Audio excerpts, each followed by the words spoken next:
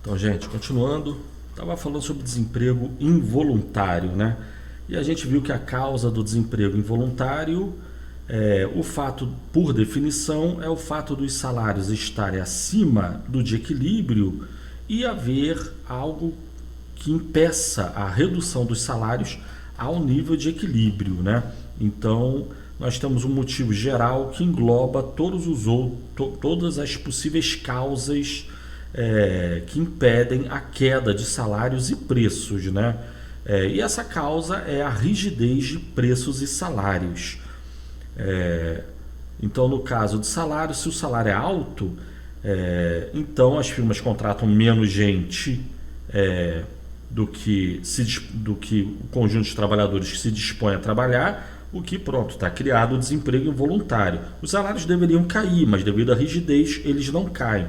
Então a economia tende a se manter nessa situação, com o desemprego voluntário. Mas isso é enfatizando o salário. Se a gente pensar em preços, é a mesma coisa. Pode acontecer dos preços na economia estarem acima do equilíbrio, então acaba que o mercado compra menos produção e por comprar menos produção será realizada e daí que menos gente será contratada. Então, tanto em termos de preço quanto em termos de salário, o fato de preços e salários estarem acima de equilíbrio, isso e não caírem, isso é que leva ao surgimento e manutenção, permanência de desemprego involuntário na economia, né? Então, a causa do desemprego involuntário é a rigidez de preços e salários. Se a economia ao equilíbrio, estando o mercado de trabalho em equilíbrio, existe desemprego. Só que é o desemprego voluntário. Se o salário estiver acima do de equilíbrio, também tem desemprego voluntário, mas principalmente desemprego involuntário. E a causa dele é o fato dos salários estar acima do equilíbrio e haver rigidez de preços e salários que impede a causa dos salários. Mas aí, por exemplo, com relação à rigidez, quais seriam, que tipo de rigidez, como assim, o que impede os preços e os salários de caírem? E nós temos alguns motivos, né? Vou citar 3 aqui, mas é possível considerar outros. Mas esses 3 já são basicamente o total dos motivos, né? As causas da rigidez de preços e salários são, por exemplo, o salário mínimo. Aí é meio constrangedor falar de salário mínimo no Brasil, porque no Brasil o salário mínimo é relativamente baixo, né? Embora vamos falar sobre ele. Mas qual o problema do salário mínimo? É o fato, justamente voltando ao gráfico então, é o fato de que existe um certo salário de equilíbrio, W estrela, e o governo faz uma lei que obriga as empresas a pagar um salário acima do de equilíbrio, WA. Digamos que o salário mínimo que o governo manda pagar seja maior do que o salário de equilíbrio. A consequência é qual? As empresas vão contratar menos gente do que contratariam sem tal política de salário mínimo e mais gente vai querer trabalhar, né? O que faz surgir desemprego involuntário. Então esse é um problema, salário mínimo. Mas é o que eu falei, relativamente constrangedor, né? Até irreal falar de salário mínimo como causa de desemprego involuntário no Brasil, porque no Brasil o salário mínimo é bem mínimo, né? Então, ok, você até pode dizer que no Brasil o salário mínimo é menos importante, mas primeiro, teoricamente existe. A ideia do salário mínimo é estabelecer um certo valor de salário e o salário não cai abaixo disso. Então, se porventura o salário de equilíbrio de mercado for menor do que o mínimo, acaba que o salário mínimo gera desemprego voluntário. Isso é uma coisa. Outra coisa, o salário mínimo é muito baixo no Brasil, mas se a gente for para a Alemanha, para a França, Estados Unidos, os países mais ricos, o salário mínimo acaba sendo um problema gerador de desemprego involuntário, porque o salário mínimo já é relativamente alto, né? Mas enfim, vamos falar mais um pouco de salário mínimo, só apresentando a ideia. O salário mínimo é um exemplo de surgimento de rigidez de preços e salários na economia. No caso, rigidez de salário, Caso o salário de equilíbrio fosse menor do que o mínimo, então vai estar na situação do gráfico. Voltando ao gráfico, estamos aí de novo, né? Digamos que o salário mínimo estabelecido pelo governo é 1.000 cruzeiros, mas o salário de equilíbrio de mercado é 500 cruzeiros.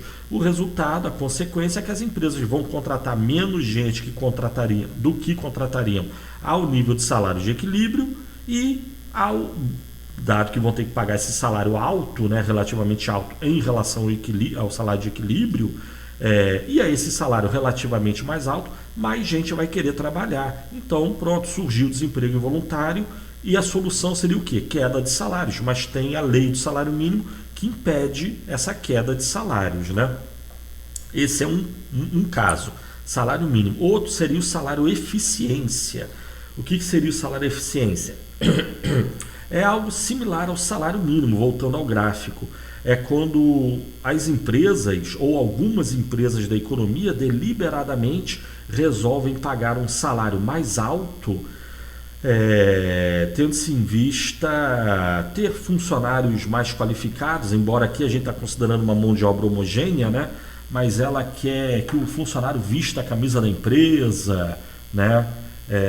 Quer manter um vínculo mais sólido com o funcionário. Algumas empresas e talvez algumas principais empresas da economia resolvam deliberadamente pagar um salário acima do salário de equilíbrio. Pode parecer bom, né? Que bom, estou ganhando um salário maior. Primeiro, possivelmente você não consegue emprego. Segundo, para pagar esse salário mais alto, novamente, a firma, para poder pagar um salário mais alto, ela vai ter que ter funcionários mais produtivos. Para ter funcionários mais produtivos, ela vai reduzir o número de funcionários. Dada a função de produtividade, a produtividade dos trabalhadores aumentam. Isso permite às firmas pagar um salário maior, né? Isso é uma coisa. Outra coisa, quem tiver a sorte de conseguir esse emprego bem pago, a priori é para ficar feliz da vida. Mas na realidade a gente sabe que o desemprego involuntário causado por tal política acaba tornando esse desemprego altamente, esse emprego, a pessoa que consiga esse emprego bem pago, o emprego dela está em constante ameaça, né? Pode ser trocado a qualquer momento. Um monte de gente se dispondo a trabalhar nessa empresa que paga um salário mais alto, né? Mas de qualquer forma, salário eficiência, na mesma linha do salário mínimo, seria um salário mínimo criado pelas empresas de livre e espontânea vontade. Algumas empresas adotam essa prática, né? Pode parecer absurdo, mas não, se a gente olhar aqui, não são todas também. Não estou dizendo que toda empresa faz isso. Normalmente quem adota esse tipo de política são grandes empresas para alguns tipos de funcionários, né? E acaba gerando desemprego. Se pegar o conjunto dessas empresas, a gente tem que elas poderiam estar gerando muito mais emprego do que gerariam se não estivesse adotando a política de salário eficiência, né? Então esse é um segundo motivo. Um terceiro motivo seria a ação de sindicatos, estabelecendo piso salarial ou acordo coletivo. Voltando ao gráfico novamente, mais uma vez, quando os sindicatos fazem piso salarial ou acordo coletivo, isso significa que eles estão, de novo, por ação conjunta, né? Estabelecendo um salário na economia que é maior a rigor do que o salário de equilíbrio de mercado, né? Se mecânicos do ABC Paulista ganham ou ganhavam, vamos dizer, 5.000 cruzeiros, e aí o sindicato dos mecânicos estabelece um piso salarial de 10.000 cruzeiros, então as firmas que contratam mecânicos no ABC Paulista vão fazer isso aí que a gente está vendo. Elas vão pagar os 10.000 cruzeiros, só que para pagar 10.000 cruzeiros, elas vão ter que ter funcionários mais produtivos, e para ter funcionários mais produtivos, elas vão reduzir o número de funcionários, de N estrela para N1. E como o salário está maior, acaba que mecânicos do Brasil inteiro vão querer ir, por exemplo, para o ABC Paulista. Então a oferta de trabalho no ABC Paulista de mecânico, por exemplo, estou inventando esse exemplo aqui agora, né? A quantidade ofertada de trabalho aumentaria muito, né? De tal forma que surgiria desemprego involuntário. a solução seria a queda dos salários em direção ao equilíbrio. Mas, justamente devido ao acordo coletivo e piso salarial, não cabe um patrão negociar com um funcionário. Mesmo que tenha um funcionário que aceite menos salário, isso não quer dizer que ele vá conseguir esse emprego, né? Mas, enfim, 3 causas. Podemos falar um pouquinho mais. Vou falar mais um pouco sobre salário mínimo, que é importante, né? Mas você pode pensar outras condições aí, né? Mas você tem que pensar... no caso aqui eu estou falando causas de rigidez de salário, fundamentalmente. Mas, por exemplo, no caso do salário eficiência, foi o que eu falei, algumas empresas, normalmente empresas grandes para certos setores, elas adotam política de salário e eficiência, mas na mesma medida, com relação aos preços, algumas empresas adotam política deliberada de cobrar caro no seu produto. Então, caso o preço de um determinado produto na economia fosse 10 cruzeiros, existem empresas com poder de mercado que produzem e vendem esse produto na economia, mas elas têm uma marca muito famosa e acaba que, por exemplo, devido à marca ou outra razão qualquer, eles cobram um preço muito mais alto, 15, 20 cruzeiros, né? O produto fica muito mais caro. Com o produto ficando muito mais caro, as vendas são relativamente menores e a produção, consequentemente, também será menor do que seria se o produto fosse mais barato. Como a produção é menor, o nível de emprego gerado por essa empresa também vai ser menor. Então, o salário eficiência está no sentido do poder de mercado da empresa pagando salários mais altos, mas também está no sentido da empresa que cobra um preço mais alto no seu produto, né? Ou no seu serviço. Ela paga bem a seus funcionários, mas cobra muito caro dos seus consumidores. E essas duas decisões, essas duas estratégias só levam à geração de desemprego involuntário na economia, tá certo? Aí, por exemplo, você tem a Ford vendendo carro, ela poderia vender mais barato, mas ela tem por decisão, estratégia, vender a um certo preço, 50 mil. O preço de mercado é 40 mil, mas ela vende por 50 mil, vai vender menos, mas ela não aceita reduzir preço de jeito nenhum, né? Entre outras situações, né? Com relação aos preços, que eu não estou enfatizando aqui, eu estou olhando mais o lado do salário, mas a rigidez é de preços e salários. Então, por exemplo, tem preço na economia que dificilmente muda, tanto para aumentar quanto para cair. Qualquer pessoa normal, você pergunta, tem um produto aí que está faltando, o que vai acontecer com o preço dele? Qualquer pessoa normal vai dizer, o preço vai subir. Se você disser, tem um produto da economia que está sobrando, o que vai acontecer com o preço dele? Qualquer pessoa normal vai dizer, o preço vai cair. Só que existem, e normalmente é assim, né? E numa economia livre seria assim. Mas uma economia livre é justamente que não há ninguém controlando, seja uma empresa ou um grupo de empresas, um cartel ou o governo. E no caso de cartel aqui fica difícil dar exemplos, mas no caso de governo tem exemplos claros de intervenção estatal na economia que cria rigidez de preços e salários. Por exemplo, se você pensar em energia elétrica, o preço da energia elétrica é arbitrado pelo governo. Tem uma lei que estabelece qual o preço da energia elétrica. Então, se faltar energia, não é que o preço da energia vai subir. Se faltar energia, o que vai acontecer é blackout, não tem energia para todo mundo. A rigor era para o preço subir e consumidores de energia consumirem menos. Aí isso não iria faltar energia. Mas o governo arbitrou um preço e pronto, o preço não sobe face a uma falta de energia. Se sobrar energia, o preço também não cai.